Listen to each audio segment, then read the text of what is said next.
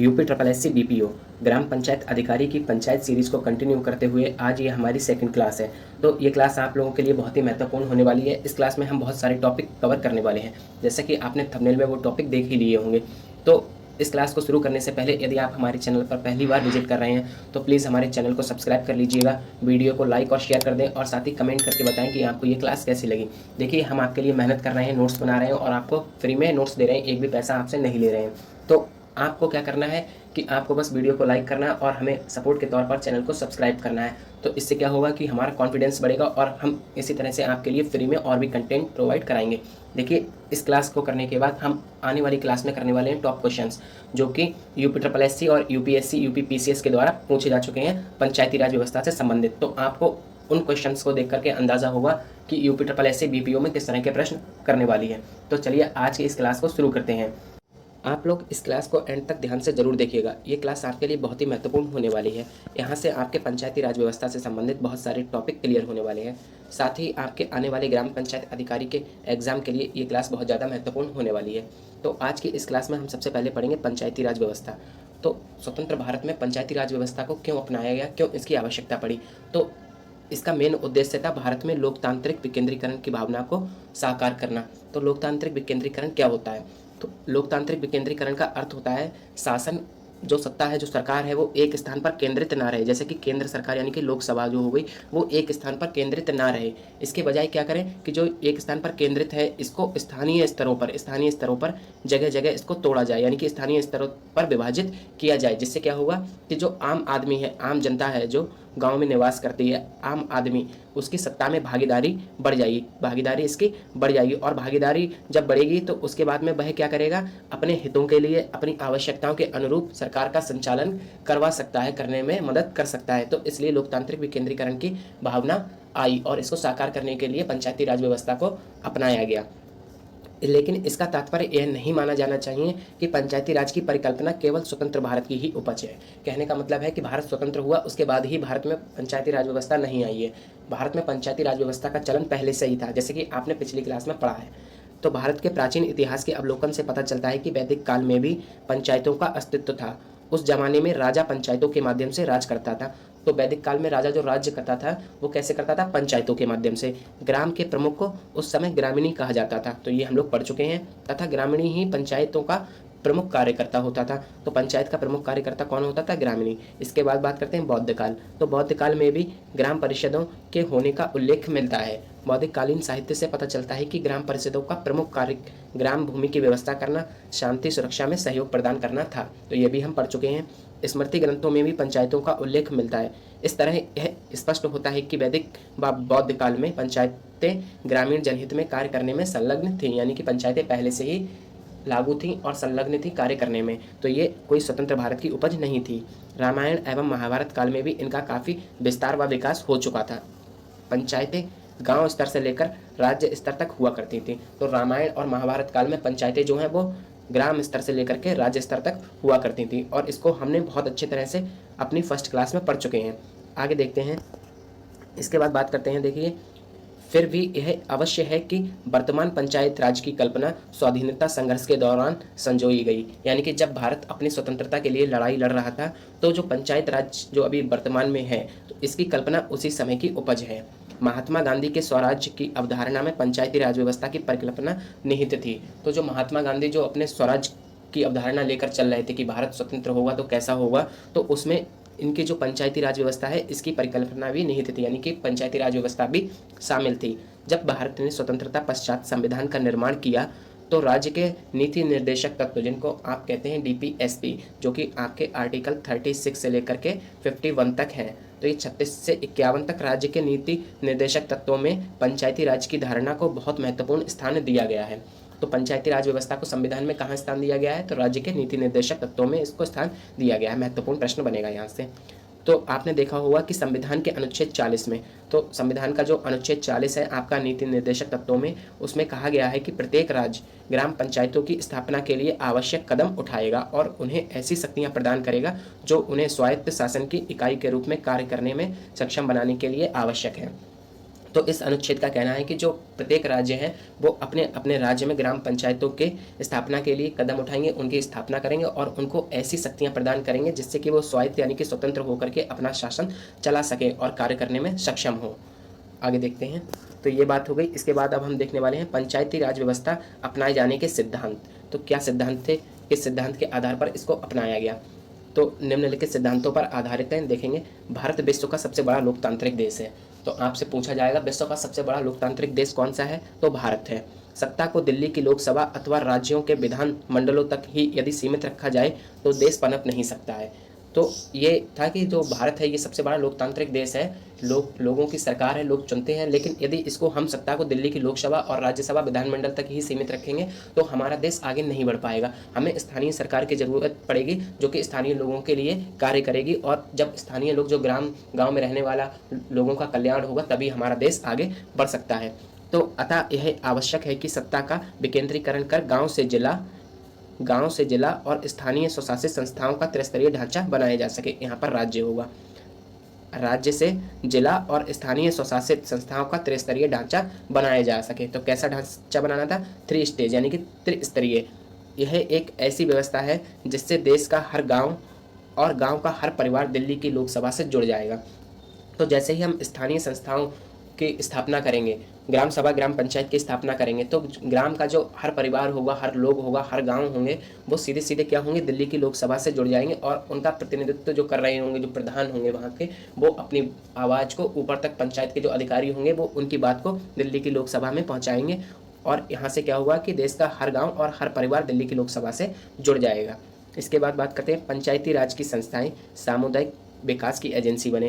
तो ये क्या बनेंगी? सामुदायिक विकास की एजेंसी बने, सहकारिता को प्रोत्साहन दें, स्वयं की कोई नीति न बनाकर सरकारी नीति को अमल में लाएं। तो कहने का मतलब था जो पंचायती राज की जो संस्थाएं हैं ये सामुदायिक विकास की तो एजेंसी बने, यानी कि सभी का सामुदायिक तौर पर विकास करना, और साथ ही क्या कि ये अपनी कोई भी नीति ना बनाए, जो भी केंद्र सरकार या राज्य सरकार की नीतियाँ हैं, योजनाएँ हैं, उनमें आम जनों तक पहुंचाने में मदद करें। तो उन योजनाओं को, सरकारी नीतियों को अमल में लाएं और आम लोगों तक पहुंचाने में मदद करें। इसके बाद देखते हैं, सरकार अपने कुछ कामों का दायित्व तो ऐसी संस्थाओं को सौंप दे जो अपने क्षेत्र की उन्नति के लिए स्वप्रेरणा से काम लें। इसके लिए उन्हें समुचित अधिकार प्रदान किया जाए। तो सरकार क्या है? जो सरकार के कुछ काम हैं, जो योजनाएं हैं, उनको ऐसी संस्थाओं, यानी कि संस्थाओं की बात किसकी? पंचायती राज संस्थाओं। तो ऐसी संस्थाओं को सौंप दी जाए जो अपने क्षेत्र में, अपने स्थान विशेष में उन्नति के लिए स्वप्रेरणा, खुद से प्रेरणा लेकर के कार्य करें, और इसके लिए उन्हें समुचित अधिकार प्रदान किए जाएं, और इसके लिए उनको क्या हो? स्वतंत्रता हो, उनको अधिकार मिले कि वह ये कार्य कर सकते हैं या नहीं कर सकते हैं, ऐसा उनको अधिकार दिया जाए। इसके बाद बात करते हैं, संस्थाओं को काम करने के लिए साधन और नियंत्रण के इतने अधिकार दिए जाएं ताकि वे सौंपे गए कार्यों को भलीभांति समुचित रूप से कर सकें। तो ऐसी संस्थाओं को इतना फ्रीडम, इतनी आज़ादी और स्वतंत्रताएं और साथ ही अधिकार एवं साधन, रिसोर्सेज दिए जाएं ताकि वो सौंपे गए, जो उनको सरकार द्वारा कार्य दिया जाएगा, काम दिया जाएगा, उसको वह सुनिश्चित रूप से कर सकें।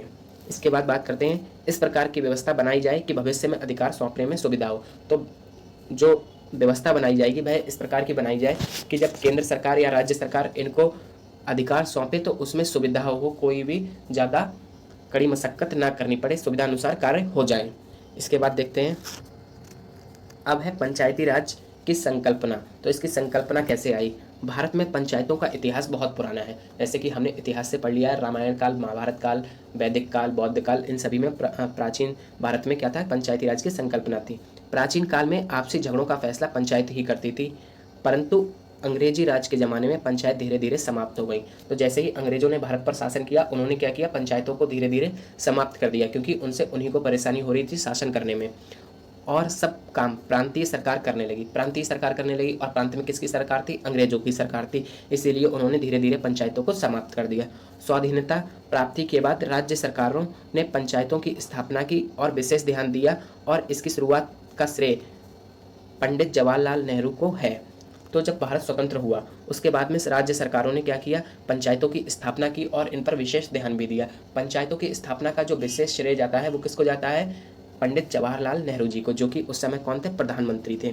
नेहरू जी का लोकतांत्रिक तरीकों में अटूट विश्वास था, तो इनको बहुत ज़्यादा विश्वास था लोकतांत्रिक सरकार में और इस तरह के विकेंद्रीकरण में। सन 1952 में उन्हीं की पहल पर सामुदायिक विकास कार्यक्रम प्रारंभ हुआ। तो सबसे पहले इन्होंने पहल की थी, तो 1952 में आपका सबसे पहले कार्यक्रम आता है सामुदायिक विकास कार्यक्रम। सामुदायिक विकास कार्यक्रम आता है तो इसके बारे में भी देख लेते हैं। 26 जनवरी 1950 में भारत का नया संविधान लागू हुआ। तो भारत का संविधान कब लागू हुआ था? 26 जनवरी 1950 को। ये आपको याद रखना है। केंद्र सरकार के अनेक महत्वपूर्ण कार्यों में पंचायती राज एवं सामुदायिक विकास मंत्रालय की स्थापना अत्यधिक महत्वपूर्ण थी। तो केंद्र सरकार ने बहुत सारे कार्य किए थे, लेकिन उसमें एक जो महत्वपूर्ण कार्य था वो था पंचायती राज एवं सामुदायिक विकास मंत्रालय की स्थापना करना। इसके बाद श्री S.K. डे को मंत्रालय का मंत्री बनाया गया। तो इस मंत्रालय का मंत्री कौन बना? कौन सा मंत्रालय? पंचायती राज एवं सामुदायिक विकास मंत्रालय। तो इसके मंत्री बने थे श्री S.K. डे। इसके बाद बात करते हैं 2 अक्टूबर 1952 को गांधी के जन्म दिवस पर। कब? 2 अक्टूबर 1952 को। ये डेट आपको याद रखनी है, ये आपकी परीक्षा में पूछी जा सकती है। में नेहरू जी की पहल पर सामुदायिक विकास कार्यक्रम इस उद्देश्य से प्रारंभ किया गया कि आर्थिक नियोजन एवं सामाजिक पुनरुद्धार की राष्ट्रीय योजनाओं के प्रति देश की ग्रामीण जनता में सक्रिय रुचि उत्पन्न की जा सके। तो देखिए, सामुदायिक विकास कार्यक्रम को लागू किया गया 2 अक्टूबर 1952 से, और किसने किया था? पंडित नेहरू जी ने। और इनका यह उद्देश्य था इस कार्यक्रम का कि जो आर्थिक नियोजन एवं सामाजिक पुनरुद्धार हो सके, और साथ ही राष्ट्रीय योजनाओं के प्रति जो देश की ग्रामीण जनता है, जो गांव में निवास करने वाली जनता है, वह देश की योजनाओं के प्रति सक्रिय रुचि उत्पन्न कर सके और उसमें अपना योगदान दे सके। सरकार के साथ मिलकर ग्रामीण जनता स्वयं सहभागी होकर ग्रामीण एवं सामुदायिक विकास को सफल बनाए। तो क्या था कि ग्रामीण जनता को सरकार के साथ मिलकर के कार्य करना था, अपने लिए, स्वयं के लिए और अपने गाँव के लिए। और क्या करना था? सामुदायिक विकास योजना को सफल बनाना था।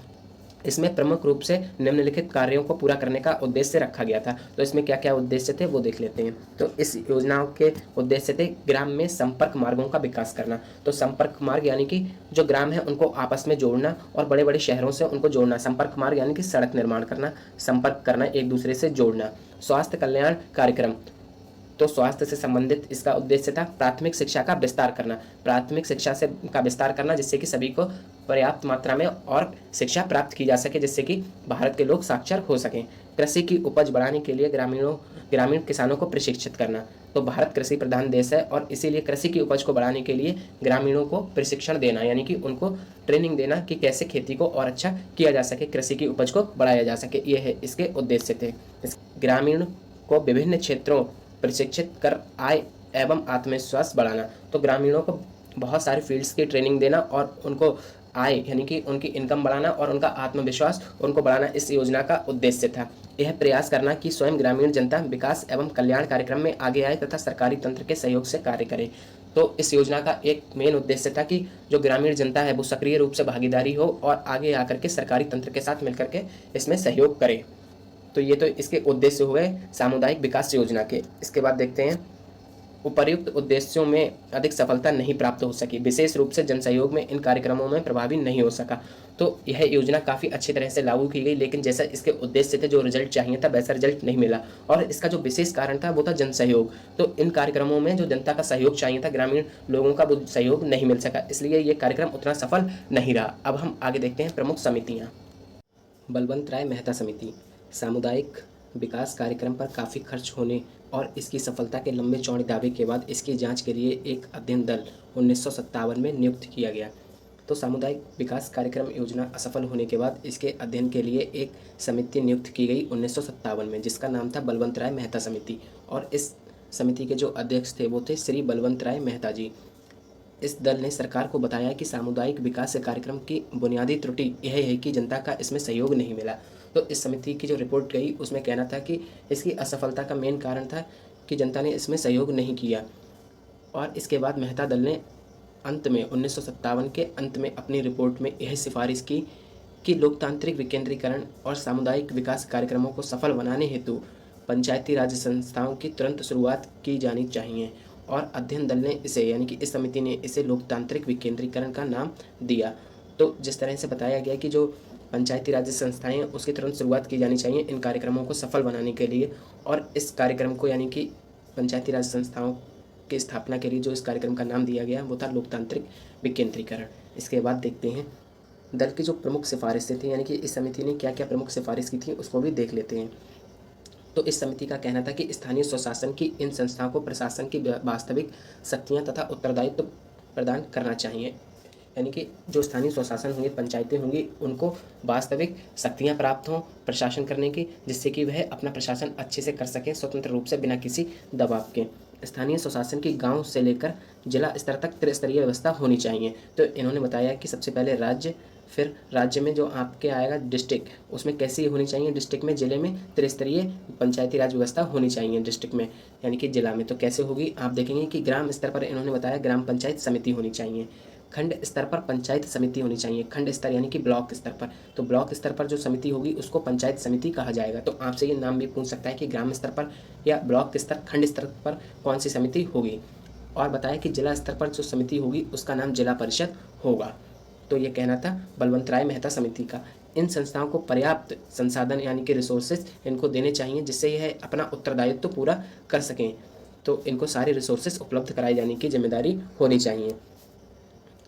आयोजन के द्वारा बनाए गए आर्थिक एवं सामाजिक विकास के कार्यक्रमों को इन संस्थाओं के माध्यम से चलाया जाना चाहिए, यानी कि जो भी योजना बनाई जाएंगी और योजना के अंतर्गत जो भी आर्थिक और सामाजिक विकास कार्यक्रम यानी कि योजनाएं जो होंगी वो उनको कार्यान्वित करने का कार्य कौन करेंगी, यह संस्थाएं करेंगी। जो पंचायती राज व्यवस्थाएं हैं, जो संस्थाएं हैं, इनके माध्यम से इन योजनाओं को चलाया जाना चाहिए। तो ये सिफारिशें थी बलवंत राय मेहता समिति की। इसके बाद देखते हैं, इनका कहना था कि इस नई व्यवस्था को लागू करके देखना चाहिए और भविष्य में अधिक कार्य शक्ति एवं उत्तरदायित्वों को सौंपने का कार्य करना चाहिए। तो इनका कहना था कि ये जो हमारी बताई गई व्यवस्था है इसको आप लागू करके देखें, और यदि ये अच्छा कार्य करती है तो भविष्य में इनको और ज़्यादा कार्य और शक्तियाँ प्रोवाइड कराई जा सकें, जिससे कि ये अपने उत्तरदायित्व पर खरे उतर सकें और अपने कार्यों का निर्वहन कर सकें। इसके बाद ये जो महत्वपूर्ण प्रश्न आपके लिए बनते हैं कि भारत में पंचायती राज संस्थाओं के जनक कौन है। बहुत बार ये प्रश्न पूछा गया है। तो भारत में पंचायती राज संस्थाओं के जनक हैं बलवंत राय मेहता जी। वहीं बात करते हैं कि किस समिति ने त्रिस्तरीय पंचायती राज संस्थाओं का सुझाव दिया, तो यह सुझाव था बलवंत राय मेहता समिति का। तो आपसे पूछा जाएगा कि किस समिति ने त्रिस्तरीय पंचायती राज संस्थाओं का सुझाव दिया, तो बलवंत राय मेहता समिति ने। और त्रिस्तरीय में क्या होगा, सबसे पहले आपके जिला लेवल पर होगी आपकी जिला परिषद, जिले में क्या होगी जिला परिषद, जिला परिषद। इसके बाद आएगा आपका खंड स्तर यानी कि ब्लॉक लेवल पर, तो ब्लॉक लेवल पर क्या होगी पंचायत समिति। इसके बाद आएगा आपका गांव, तो ग्राम स्तर पर क्या होगी, तो ग्राम स्तर पर होगी ग्राम पंचायत। तो आपको ये याद रखनी है कि त्रिस्तरीय में कैसी पंचायत व्यवस्था है, तो इस तरह की व्यवस्था आपको याद रखनी है। चलिए आगे देखते हैं। अब हम देखते हैं कि जो इन्होंने बताया इसको अमल करने में और इसमें क्या क्या कठिनाइयों का सामना करना पड़ा। तो पंचायती राज की उक्त योजना यानी कि जो ये त्रिस्तरीय योजना है, इसका उद्घाटन सबसे पहले 2 अक्टूबर 1959 को, बहुत बार परीक्षा में पूछा जाता है, ये डेट भी याद करनी है, किसने लागू की और कहाँ लागू की, ये भी आपको याद करना है। प्रधानमंत्री पंडित नेहरू द्वारा यानी कि प्रधानमंत्री पंडित जवाहरलाल नेहरू जी द्वारा राजस्थान के नागौर जिले के, तो ये जिला तो आप सभी को याद ही होगा और स्टेट भी, यहाँ के बगधारी गांव में, तो ये आपको बगधारी जो गांव है इसको भी आपको याद करना है। तो 2 अक्टूबर 1959 को प्रधानमंत्री पंडित नेहरू द्वारा राजस्थान के नागौर जिले के बगधरी गांव में लागू की गई सबसे पहले पंचायती राज व्यवस्था को। इसके बाद क्रमशः आंध्र प्रदेश तथा अन्य राज्यों में अपनाया गया। तो सेकंड नंबर पर कौन सा था, आंध्र प्रदेश, ये भी आपको याद रखना है। 1963 तक भारतीय संघ के सभी राज्यों में पंचायत राज स्थापना की गई। सब तो आप देखेंगे 1963 तक सभी संघों में और सभी राज्यों में पंचायती राज व्यवस्था की स्थापना हो गई। लगभग एक दशक यानी कि 10 साल का एक दशक होता है, तो लगभग एक दशक तक पंचायत राज की यह व्यवस्था उचित रूप से चली, लेकिन उसके बाद की स्थिति संतोषजनक नहीं रही। लेकिन उसके बाद जो था कंडीशंस बिगड़ती चली गई और आप देखेंगे कि भारतीय संघ के अधिकांश राज्यों में इस व्यवस्था में अनेक समस्याओं ने घर कर लिया। कुछ राज्यों में तो एक दशक से भी अधिक समय तक पंचायत राज संस्थाओं के चुनाव नहीं हुए। तो ये ऐसी समस्या भी उत्पन्न हुई। तो इसको कैसे सॉल्व किया गया ये भी हम देखेंगे। तो चलिए अब हम देखते हैं अशोक मेहता समिति। अभी हमने देखी बलवंत राय मेहता समिति, अब आती है इसके बाद अशोक मेहता समिति। जनता पार्टी ने 12 सितंबर 1977 को पंचायती राज संस्थाओं की कार्यप्रणाली का अध्ययन करने एवं प्रचलित ढांचे में आवश्यक परिवर्तन सुझाने हेतु एक उच्च स्तरीय समिति नियुक्त की, जिसका नाम था अशोक मेहता समिति, और इसके अध्यक्ष थे श्री अशोक मेहता। समिति ने 1978 में अपनी रिपोर्ट केंद्र सरकार को सौंपी, जिसमें प्रमुख रूप से निम्नलिखित सिफारिशें थी। तो इन्होंने क्या क्या चेंजेस लाने के लिए बोले उसको देख लेते हैं। जिला परिषद को मजबूत बनाया जाए, तो इनका कहना था जो जिला परिषद है यानी कि जिला लेवल पर जो है पंचायत समिति उसको मजबूत बनाया जाए तथा ग्राम पंचायत की जगह मंडल पंचायत की स्थापना की जाए, अर्थात पंचायती राज संस्थाओं के संगठन के 2 स्तर हों। तो इन्होंने यानी कि अशोक मेहता जी ने इन्होंने कैसे बताई, 2 स्तरीय पंचायती राज व्यवस्था, जिसमें था जिला परिषद तथा मंडल पंचायत। इन्होंने ग्राम पंचायत को समाप्त करने के लिए बोला। तो आप देखेंगे कि 2 स्तरीय पंचायती राज व्यवस्था अशोक मेहता और त्रिस्तरीय पंचायती राज व्यवस्था बलवंत राय मेहता जी। आगे देखते हैं। इसके बाद आप देखेंगे इन्होंने और क्या क्या सिफारिशें की। राज्य में विकेंद्रीकरण का प्रथम स्तर जिला हो तथा जिला परिषद को विकास कार्यों का केंद्र बिंदु बनाया जाए। तो इनका कहना था कि राज्य में विकेंद्रीकरण का प्रथम स्तर क्या होगा, जिला, और जो जिला होगा उसकी क्या होगी, जिला परिषद होगी मुख्यालय, और उसी को केंद्र बिंदु बनाया जाए सारे कार्यों का। इसके बाद इनका कहना था जिला स्तर के नीचे मंडल का गठन किया जाए, और मंडल का गठन किस आधार पर होगा, जिसमें कि आप देखेंगे 15 से 20 हज़ार जनसंख्या के 10 से 15 गाँव शामिल करके आप मंडल का एक गठन करेंगे। ग्राम पंचायत तथा पंचायत समिति को समाप्त कर देना चाहिए, ये इनकी सिफारिश थी। तो इसी हिसाब से इनकी 2 लेवल पर पंचायत समिति का गठन होना था। इन्होंने बताया कि जो ग्राम पंचायत तथा पंचायत समिति है इसको समाप्त कर देना चाहिए। मंडल पंचायत तथा जिला परिषद का कार्यकाल 4 वर्ष का हो। तो इनका कहना था कार्यकाल कितना होना चाहिए, 4 वर्ष का। पंचायती राज संस्थाओं के चुनाव में राजनीतिक दलों को भाग लेना चाहिए। तो इन्होंने कहा कि जो भी ये राजनीतिक दल हैं, जैसे कि जो भी पार्टीज़ होती हैं, जैसे कि आप देखेंगे बीजेपी, कांग्रेस, सपा, बसपा, इस तरह की जो पार्टियां हैं, इनका कहना था कि पंचायती राज संस्थाओं के इन चुनावों में इन दलों को भाग लेना चाहिए। इसके बाद देखते हैं, पंचायती राज संस्थाएं समिति प्रणाली के आधार पर अपने कार्यों का संपादन करें। तो इनका कहना था कि जब पंचायती राज संस्थाएं ये कार्य किसके आधार पर करेंगी, समिति प्रणाली के आधार पर कार्य करेंगी। तो ये बात होगी अशोक मेहता समिति की। इसके बाद अब हम देखने वाले हैं डॉक्टर PVK राव समिति। 1985 में डॉक्टर PVK राव की अध्यक्षता में एक समिति ग्रामीण विकास और गरीबी उन्मूलन के लिए उपयुक्त प्रशासनिक व्यवस्था की सिफारिश करने हेतु गठित की गई। तो जो डॉक्टर PVK राव की समिति थी, ये किस लिए गठित की गई, ग्रामीण विकास और गरीबी उन्मूलन के लिए। इस समिति ने राज्य स्तर पर राज्य विकास परिषद, जिला स्तर पर जिला परिषद, ग्राम स्तर पर ग्राम सभा के गठन की सिफारिश की। लेकिन इस समिति की सिफारिश को क्या हुआ, अमान्य कर दिया गया, किसी ने भी एक्सेप्ट नहीं किया। तो आप देखेंगे कि इन्होंने किसकी सिफारिश की थी, कि राज्य स्तर पर इन्होंने बताया एक राज्य विकास परिषद होना चाहिए, जिला स्तर पर जिला परिषद हो, और ग्राम स्तर पर उन्होंने बताया ग्राम सभा का गठन होना चाहिए। इसके बाद देखते हैं, फिर आती है डॉक्टर ML सिंघवी समिति। 1987 में पंचायती राज संस्थाओं के कार्यों की समीक्षा करने तथा उनमें सुधार करने के संबंध में सिफारिश करने के लिए सिंघवी समिति का गठन किया गया। इस समिति ने गांवों के पुनर्गठन और पंचायतों को पर्याप्त वित्तीय साधन सुलभ कराने की सिफारिश की।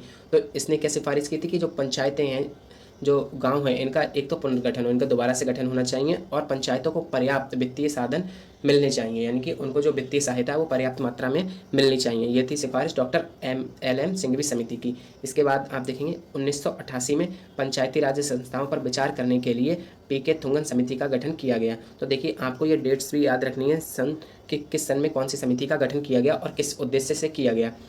तो जो PK थुंगन समिति है 1988 में इसका गठन होता है, और इस समिति ने अपने प्रतिवेदन में कहा, अपनी रिपोर्ट में कहा कि जो पंचायती राज्य संस्थाएं हैं इनको क्या संविधान में स्थान दिया जाना चाहिए, यानी कि इनको संवैधानिक दर्जा मिलना चाहिए।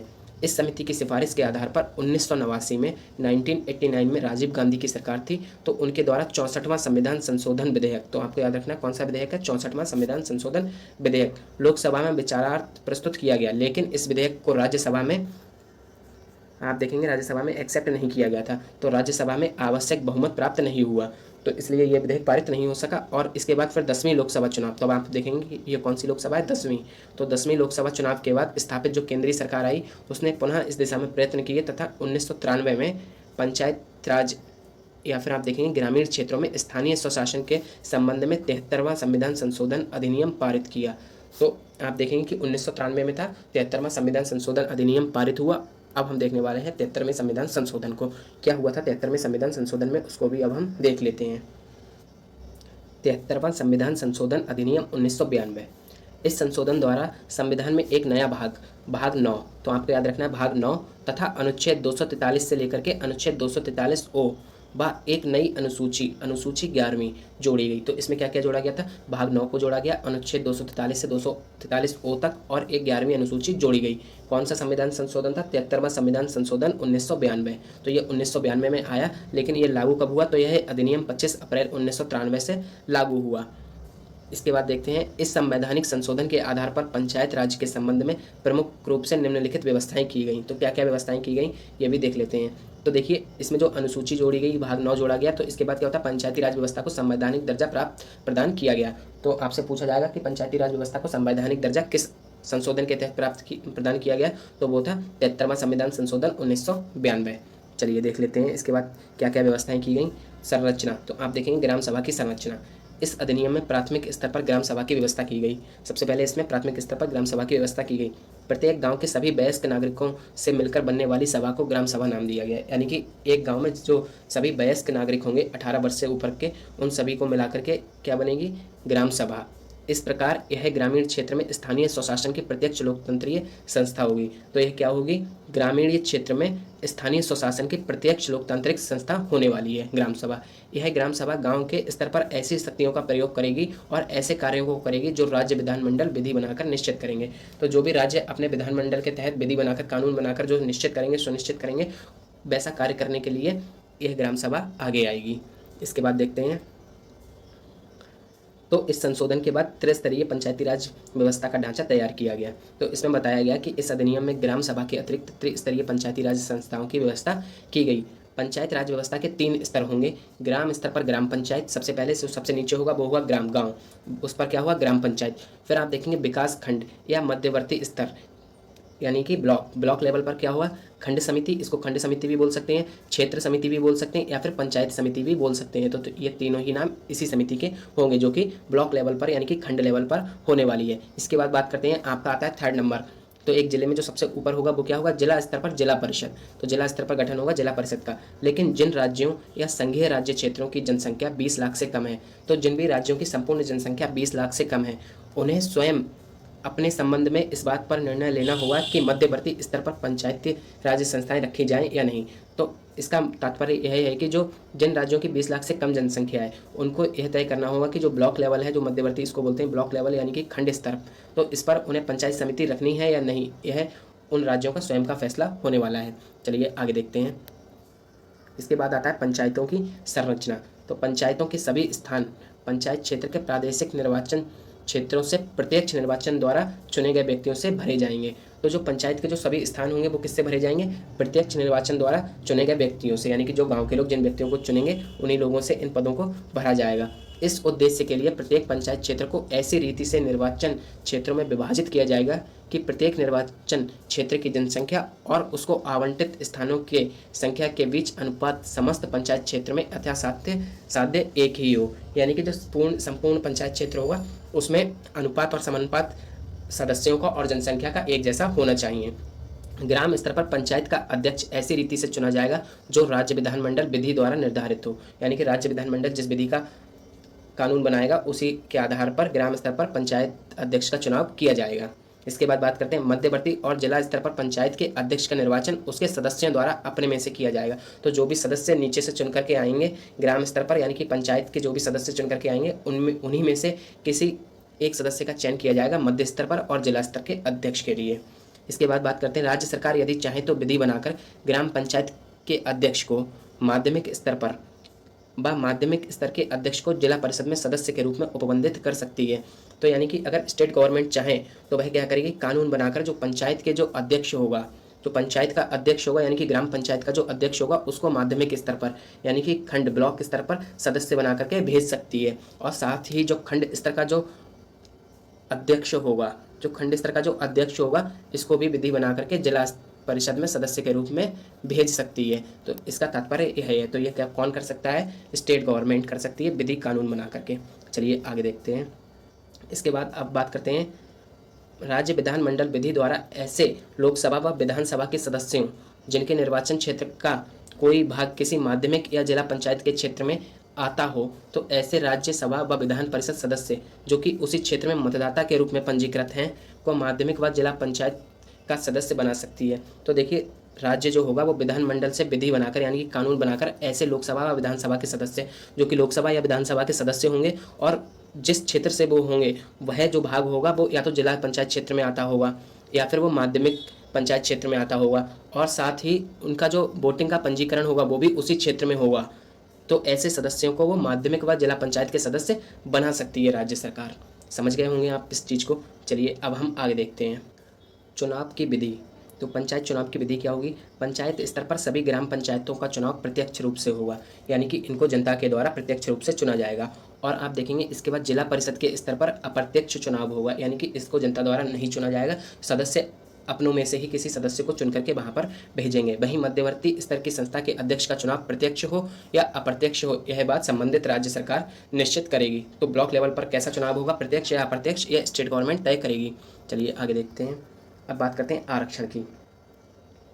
ग्राम पंचायतों में अनुसूचित जातियों यानी कि एससी, अनुसूचित जनजातियों एसटी तथा महिलाओं के लिए स्थान आरक्षित किए गए हैं। तो इन लोगों के लिए स्थानों को आरक्षित किया गया है। अनुसूचित जातियों और जनजातियों के लिए आरक्षित स्थानों की जनसंख्या, तो इनके लिए जो आरक्षित स्थानों की संख्या होगी वो इनके जनसंख्या के अनुपात में होगी। वहीं महिलाओं के लिए जो आरक्षण की व्यवस्था है यह पहली बार की गई थी 73वें संविधान संशोधन द्वारा, और अब ग्राम पंचायतों में महिलाओं के लिए 33% यानी कि 1/3 पद आरक्षित हैं। इसके बाद बात करेंगे अनुसूचित जातियों और जनजातियों के लिए आरक्षित स्थानों की जो संख्या होगी उनमें भी 33% स्थान पर उन जातियों की महिलाएं के लिए आरक्षित होंगी। यानी कि यदि कहीं पर सीट निकल करके आती है एससी और एसटी की, तो वहाँ पर भी आप देखेंगे कि 33% पर महिलाएं ही चुनाव लड़ेंगी, चाहे वो एससी और एसटी की ही महिलाएं होंगी।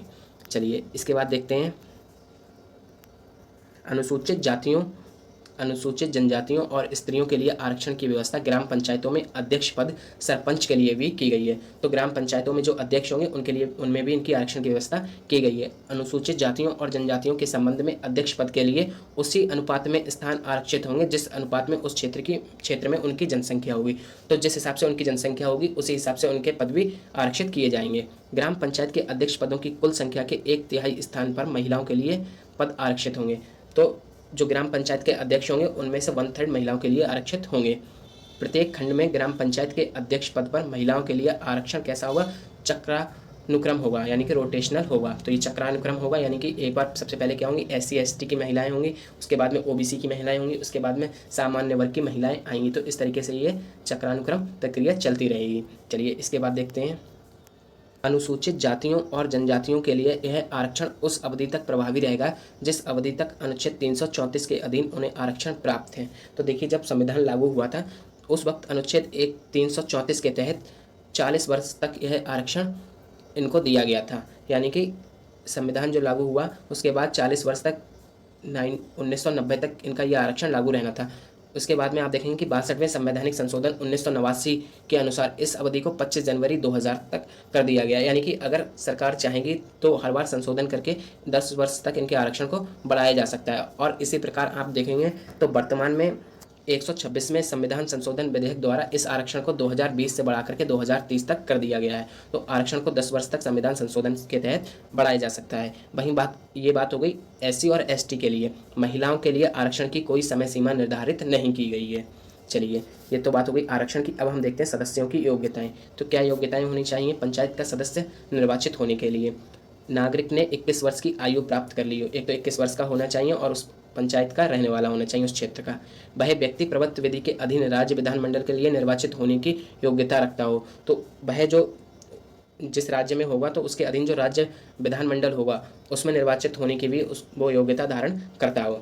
यदि वह संबंधित राज्य विधानमंडल द्वारा निर्मित विधि के अधीन पंचायत का सदस्य निर्वाचित होने के योग्य हो, तो यह हो गई उस सदस्य की योग्यताएं। तो वो पंचायत का सदस्य निर्वाचित होने के भी योग्य होना चाहिए। चलिए इसके बाद देखते हैं कार्यकाल। पंचायत राज संस्थाओं का कार्यकाल 5 वर्ष का होगा। इसके पूर्व भी उनका विघटन किया जा सकता है। तो आप देखेंगे कि इसका जो पंचायतों का जो कार्यकाल होगा ये 5 वर्ष का होगा, लेकिन यदि चाहेंगे तो इसका पूर्व विघटन भी किया जा सकता है, यानी कि इसको पहले ही खत्म किया जा सकता है।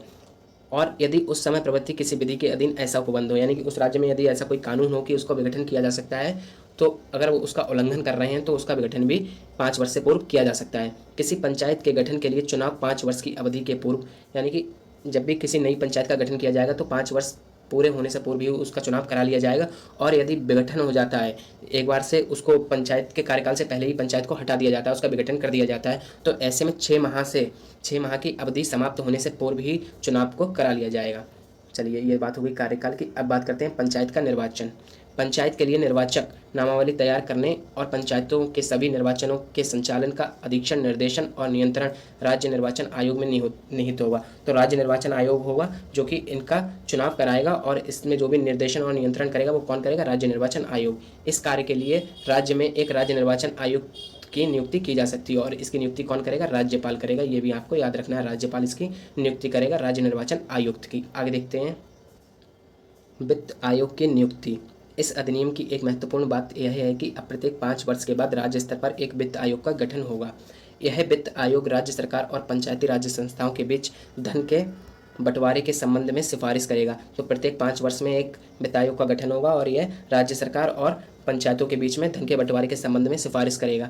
आयोग यह भी तय करेगा कि राज्य के संचित कोषों से पंचायतों को कितना धन दिया जाए, यानी कि पंचायतों को कितना धन देना, यह कौन तय करेगा? वित्त आयोग। यह पंचायत की वित्तीय स्थिति में सुधार के उपाय भी सुझाएगा। यह अपना प्रतिवेदन राज्य के राज्यपाल को देगा। तो वित्त आयोग जो होगा ये किसको अपनी रिपोर्ट देगा? राज्य के राज्यपाल को देगा। 73वें संवैधानिक संशोधन के उपबंध संघ राज्य क्षेत्रों पर भी लागू होंगे। तो ये संघ राज्य क्षेत्रों पर भी लागू होंगे, लेकिन यह उपबंध उत्तर पूर्वी भारत के कुछ राज्यों और पश्चिम बंगाल के दार्जिलिंग क्षेत्र के पर्वतीय जिले पर लागू नहीं होंगे, यानी कि जो पर्वतीय क्षेत्रों के जो जिले होंगे उन पर लागू नहीं होंगे। कहाँ? पश्चिम बंगाल के दार्जिलिंग में। चलिए आगे देखते हैं। इसके बाद देखेंगे निर्वाचन संबंधी मामलों में न्यायालयों के हस्तक्षेप का निषेध।